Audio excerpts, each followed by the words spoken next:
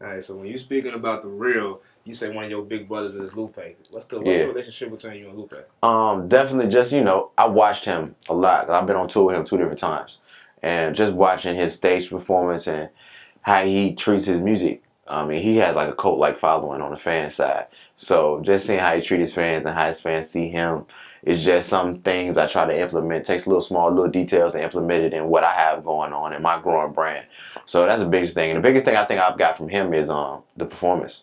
Just learning to perform. Like my performance game is stepped up tremendously since I've been around him. I definitely gauge that to him and the people that's been around him that tell me little stuff like not cupping the mic, which is seems small, but it's very important because once I stopped doing it, I realized how many people actually do it.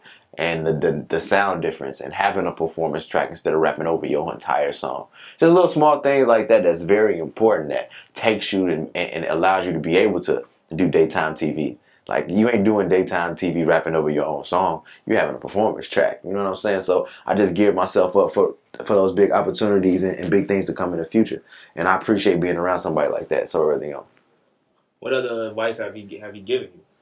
What was the Um, best advice he Best ever of gave just focus on the stage because he told me like no matter all this endorsements and brands and all this other stuff, you might be in free stuff. None of that matter unless you perform well on the stage. If you don't perform well on the stage, all that stuff goes. So focus, let the stage be your main focus, and let it center around and be the foundation of everything. So that's the one thing I've important I learned from him. you? Okay. And he like to me, he's like an OG in Definitely, Chicago hip hop. he young OG. I probably want to say Lupe's probably bar for bar, probably the best guy to come out the city. Yeah, no, I definitely would have to agree with that. He probably one of the best ever, lyrically bar for bar. There's a couple like maybe like 3 or 4 that you can name on the underground tip. That mainstream, it probably ain't nobody probably on the lyrical tip. Um, you know what I'm saying? Song wise, it's a different story, but lyrical tip, nobody rocking with him really. Yeah. Yeah. Why do you think a lot of people in the cities seem like they kind of forgot about bro? Why do you think that? Um, it's a lot. It be a lot of politics. Like one thing I definitely want to say, like a lot of people be giving Kanye flack about stuff like, oh, you don't come back to the city, or articles be like ex Chicago. And I just want to say this, and this might be in Lupe's case too. Coming from where we come from in the city, right? We just started to turn a new leaf, but we're not screwing each other over as much as we did, and we ain't stealing from each other as much as we did. Like we come from a culture of that. Like people that came here for me that was on the music scene, it was a lot of behind the scenes talking and finessing people out of positions and stuff like. So when Ye and them was coming up, it was a lot of that. And a lot of people did him wrong. That was here in the city. So he might have a bad taste in his mouth from stuff people did in the city, or people might in the city might have personal vendettas against these artists. And we don't really know that being fans. But once you get in it, you be looking and you be hearing stories. You be like, also that's what happened. Like even with Jeremiah, I feel like the city don't be treating Jeremiah the right way. Like I feel like what was that at the office? They cut his show or something like that. It's just like certain stuff like that is not supposed to be happening to artists from here, and at all whatsoever. You know what I'm saying? Especially on a platform like that, you cut somebody else that ain't from here.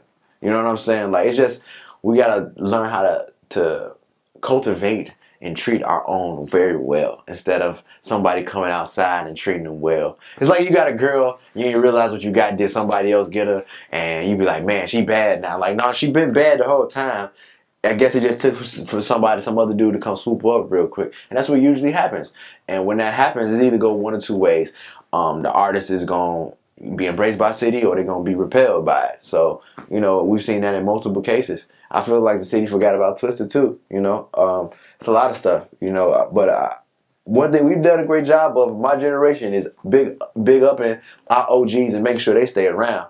Because before the city was popping like it wasn't popping like that. Like them artists had to leave to go to New York. That's another thing. Like now you can come here and get us. But before that, when the Twisters, the Lupes, the Kanyes, they moved to New York. Well, I'm moving to Cali. You don't have to do that no more. So we definitely peeped that, and we like salute to you, bro, because we ain't had to do that. So you did that before us. Shout out to Bump. Bump was, I say, the first artist that a lot of us grew up under that was actually still here in the city when he blew up, and we was like, yo, he gonna be on 71st. I be seeing him in City Sports. You know what I'm saying? That's big for us, and that spearheaded everything else for us. So I feel like we just gotta do a great job. Not so to speak the artists in general, but like the fans and the people of Chicago got to really like big up the people, the music people that came before this generation, and not just big up us, the chances and everything. Like the people before us made it available and made it happen so that chance can be chance. So definitely. Okay, so I'm gonna leave. I'm gonna ask to leave with this question because we just had a nice little dialogue on it. Yeah. The culture vultures. Yeah, culture vultures. There's a lot. I'm not gonna name any culture vultures, but they pretty much know who they are. My definition of culture vulture is pretty much anybody who grew up outside of the culture that comes in and profits on the culture and tries to dictate the culture without getting people from the culture, opinions. Like people understand it. It's just something you see in every industry, no matter what it is, whether it be music, whether it be Hollywood movies, people gonna eat up off of us regardless. And now I think we can be black and be a culture vulture too.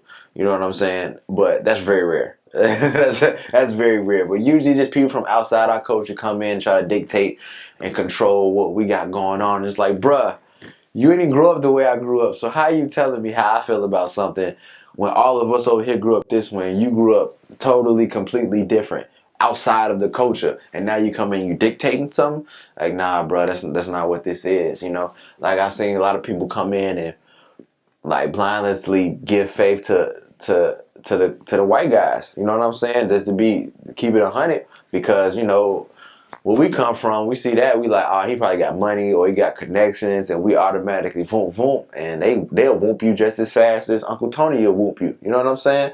And I feel like we'll learn sooner or later. I just seen a lot of that, so I'm very cautious about who I communicate with, who I call, who I put trust in, you know what I'm saying? Especially in the music industry, period. But especially those people, you just be like, I don't know, bruh. Like this ain't a love for you. This is a job, and when it's a job for you and you controlling my culture, you gonna look for the money sign before you look for what's good for my people. So I don't really rock with that. So that's what I keep in mind. I encourage everybody else to keep in mind too. You think that's holding us back at the crib? A tidbit, but I feel like us not really experiencing the Chicago industry until maybe a couple years ago, it really is the big issue. We just getting all the kinks out just now. So we just getting all the kinks out. The Vultures gonna be there. You know what I'm saying? It's just working with them in a certain capacity. That's all it is. Once we get all these kinks out, which I feel like they pretty much out now. Everybody been running with our slang and our flows, and now we trying to hone in on that, and we trying to start to control our own content. Like we've seen a lot of the noisy interviews and things of that nature come in and just take. And it's like, who got paid for the documentaries? Y'all did. We didn't get nothing. So now on the flip side of that, now you're seeing TV shows like The Chi coming in and using Chicago artists and Chicago actors. We getting paid off of that. You know what I'm saying? So it's just like it took for us for this to happen, for us to get to this point where now, okay, we reaping some benefits off of this culture now. Like everybody rocking with us now. We got TV shows. We got the Chicago Fire. We got Empire here. It's all type of stuff here now. So it's looking good. It's looking great. We definitely ain't had this before, and I'm just happy it's here.